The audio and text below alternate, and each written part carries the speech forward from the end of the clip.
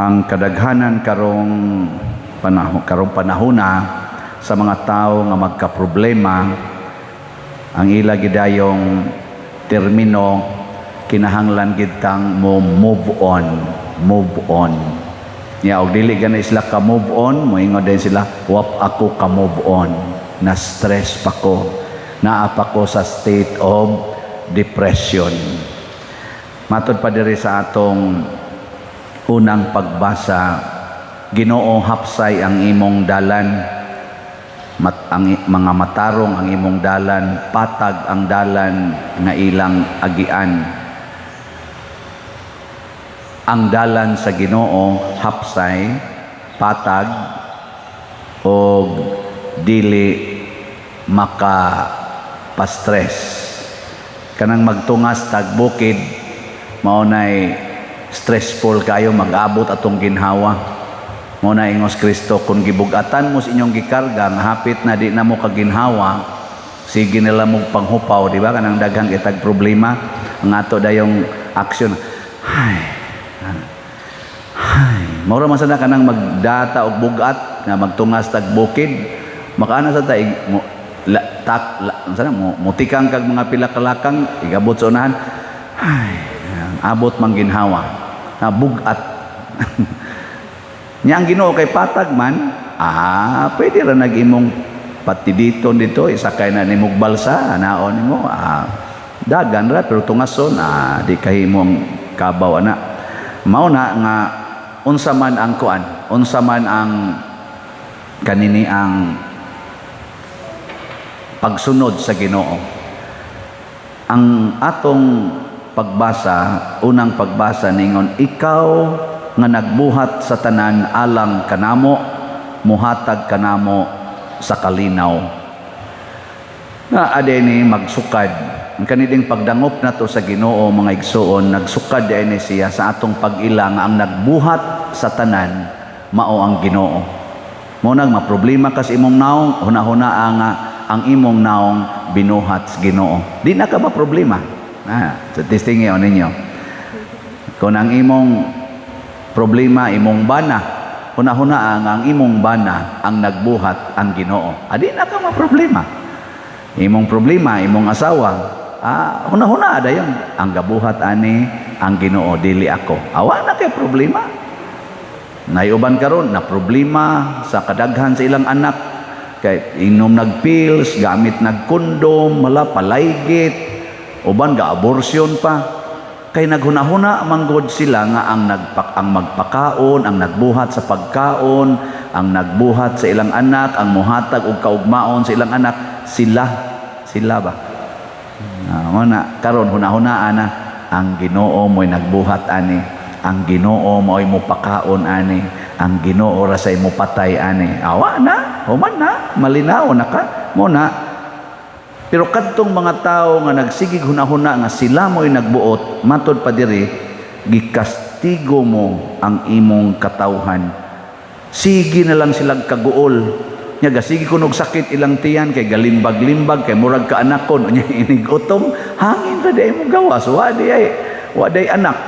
Ngano man tungod kay gikastigo. Kana bitang hayahay kay atong kinabuhi kung tan-awon sa uban, kay daghan tag kwarta, successful ka ita, powerful ka ita, guwapa, talented, mura ba makaingon ta, nana man niya tanan, bright pa, naman ko yung mga classmates sa una, nindot pag height, bright, puti, dato, guwapa, perti pag yun kadaghan nagtalent, kung nana man tanan, pero magkusmod mo lang yapong naong, maldita malangyapon kaayo, palaaway malangyapon kaayo, na kung ano man ni sila, mas mayo pa noon tong apiki kayog height, putot ba, niya apiki sa kayog naong, muragid taon o ganang, igo lang yung napurmang tao ang naong ba, sa maning nagwali, ay pa, relax pa, kaya nga naman, ang diferensya di ay kay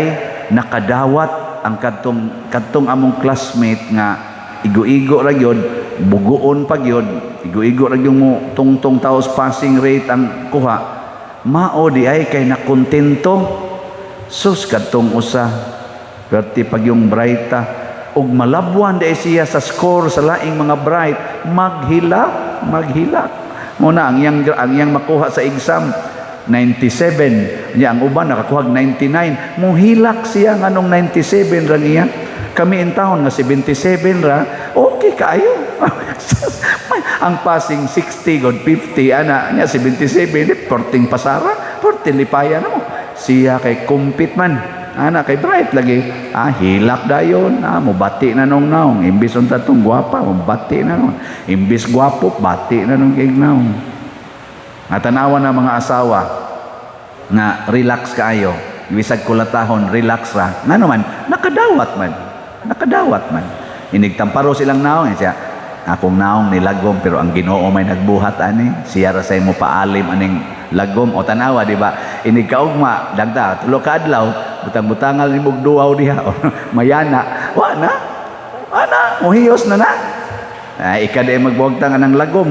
Di, ang Ginoo, kasi gabuhat ana, nya kisa may gabuhat atong kamot sa imong bana nga nitamparos nimo, kisa may gabuhat ato, ang Ginoo rapon. Siya ra say mo pausab ato, nga inigkaugma, hapuhap na sa tos naong, naman, hurot naman, wa naman mahubog, wa naman kaana, wa naman kasuyop, o di makamatngo na to siya, asawa man day ni nako. Oy, magsige na to ngano lagom na imong naong day. Ikabitay gasagpaan ni, mingon din to siya. Hala, buanga. Nalimot yung ko na, dakos akong kahubog. Mingon din ka, pirmi na lang gid na.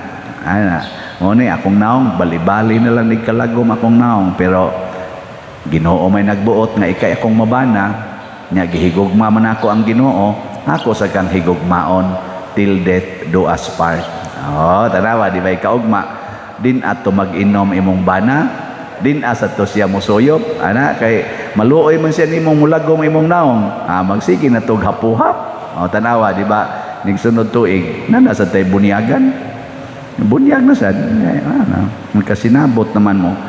Mo na ingos Kristo, umari kamo kanako, sundan ninyo ako kay ako malumo ug mapaubsanon sa espiritu. Pasabot kini dieng pagpaubos mao ang pagdawat nga dili kitay nagbuot ug dili kitay nagbuhat ang Ginoo ug nagtan-aw siya sa iyang mga binuhat. Nya dili sad kita maoy mo control sa atong kaugmaon, ang muhatag sa kaugmaon mao ra sad ang Ginoo. Nya ang atong kinabuhi kung magsunod tas Ginoo, matud pa niya diri, ang akong yugo sayon, ang akong karga gaan. So ang atong kinabuhi mahimong sayon ug gaan, dili ta ma-stress, dili ta mag-depression ug wala ka nang hahanapin pa. Ug mao na siya ang grasya nga makaluwas gikas Ginoo. Pero bitaw karon wa man tay kuan-kuan, wala man tay kananaang ma-stress, siging pamaligya aning slat. Wadyo ko ma-stress. Ngatong halin as of yesterday ni abot na sad og 2,092 slots. Pakpak na sad ta. Sus kanindot ana. Ang ato ng kuwang, gamay na lang 4,908 slots na lang. Basig din amo kaabot anig palit. Paspasin na ninyong palit. Kay sunod si mana ani mo, mas mo paspas raban ng pamalit sa mga tao. Kay kutob raban ni sa July 27. O mahurot na ni, amuhunong dayon ta. Haron makadawat mo sa Healing Graces of Venerable Chupilo Kamomot. Kanisa Bishop Chupilo Kamomot, sa istorya lang atong nabati, pagka-relax. Ilaron, mukatawa lang. Relax kaayo. Ang sekretary niya o ang iyang mga kaabag sa kumbinto mo'y nangaratol, uy Bishop, giilad ka. Mo smile as Bishop, may nalanang kitay ilaron kaysa kitay mangilad. Ka-relax yun. Wagi, Bishop, giilad ra gyud ka nang lagsig pangayo nimog mga plite kanang ingon nga nasakit ana palitambal, giilad ra gyud ka Bishop. Wa gid na ipalit og tambal. May panimo Bishop, dinala na nimo tagaan. Ingon sa Bishop, hasta no sa 100 kabuk muduol nako na ay usa nga tinuod nga nanginahanglan niya akong mabalibaran pagkadako sa akong tulubagon sa Ginoo. Ato lang ginang tagaan. Ana siya. Pagka-relax, Pero sus, ang uban nga way Ginoo, siya'y nagkontrol. Ang bana mo pasiplat lang sa leg sa ilang silingan, tuan na, suko. Sige, tanaw ng legs niya. Hindi mo tanaw ang imong legs, wa naman, daghan na magbarikos. Ato na mo tanaw speakers. ay nalang sa nagdidi, kaysa una, ikaw bitay gitanawa na, human na tong inyo, kay nagod, sa isinta na sadgog ka, sige, pagtutok niya. Kanto na sang 18, tong 20, tinindo tanawon. Pero ay lagpugni kay Ginoo mga po nagbuhat sa iyang mata, di ba? Ngimo dawata niya tagay sad siya og gitawag og suporta ba na magsikag tan-aw ana, posible nga magsige na kag pangandoy ana, laway nga hunahuna, makapa-impierno baya na niya nga ato bayang edad tiwasono na biya. Di ba? Di maingon na yung bana, tuod no, sus Ginoo ko. Last na lang ni Day. Last na lang yun. Okay, mga tiwasono naman. Sige, pagpangambisyon. Oy, pangandam na lang sa imong pag-atubang sa Ginoo. Kaya ang Ginoo rabay nagbuhat nimo, siya sa imong hukom nimo. Ay kumpiyansa diha. Sige, nindog na ta. Pag-ampo sa katawhan. Mga igsoon, kita giawhag ni Hesus sa pagduol kaniya, labi na gyud sa panahon sa atong kalisod ug mga kabugat sa kinabuhi. Busa, masaligon kitang mudangop sa Ginoo sa pag-ingon, Ginoo dungga ang among mga pag-ampo. Ginoo dungga ang among mga pag-ampo. Nga ang simbahan, mahimong lig-on taliwala sa mga pagpaglutos, mga muyo kita sa Ginoo. Ginoo dungga ang among mga pag-ampo. Nga ang atong nasod makasinati na sa tiunay nga kalinaw ug kahiusa, mga muyo kita sa Ginoo. Ginoo dungga ang among mga pag-ampo. Nga ang mga gikapuyan na sa ilang gipas-an, makapahulay na sa landong sa gugma ni Kristo, mga muyo kita sa Ginoo. Ginoo dungga ang among mga pag-ampo. Nga ang mga misyonero nga nagpabiling nagpas-an sa ilang mga yugo, makalahutay hangtod sa katapusan, mga muyo kita sa Ginoo.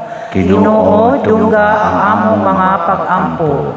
Nga imo untang isipon nga takos ug mapuslanon alang kanamo nga si Venerable Teofilo Kamumot, mabayaw ngadto sa altar sa mga santos, mga muyo kita sa Ginoo. Ginoo dungga ang among mga pag-ampo. Alang sa mga proyekto dinhi sa atong simbahan nga pinaagi sa pangama ug pagiya ni San Vicente Ferrer, magmalampuson ug mahamanunta sumala sa atong mga giplano ug gipangandoy, mga muyo kita sa Ginoo. Ginoo dungga ang among mga pag-ampo. Alang sa tanang mga benefactors ug donors sa atong simbahan, nga mihatag og pinansyal ug lain-laing hinabang, ug alang sa mga nagtrabaho dinhi sa atong mga proyekto, nga hatagan unta sila sa Ginoo daghan pang mga grasya sa ilang kinabuhi, malikay sila sa mga kadautan, ug mulampos unta ang tanan nilang mga paningkamot, mga muyo kita sa Ginoo. Ginoo dungga ang among mga pag-ampo. Nga ang mga mitaliwan na, makaangkon na sa ganti sa ilang mga maayong buhat, mga muyo kita sa Ginoo. Ginoo dungga ang among mga pag-ampo. Maluluyon nga Dios, nahibalo ka sa among mga gikinahanglan ug sa mga nakabugat kanamo. Busa dawata kining among mga pag-ampo nga gituboy nga kanimo uban sa gugmag pagtuo, pinaagi ni Kristo nga among Ginoo. Amen.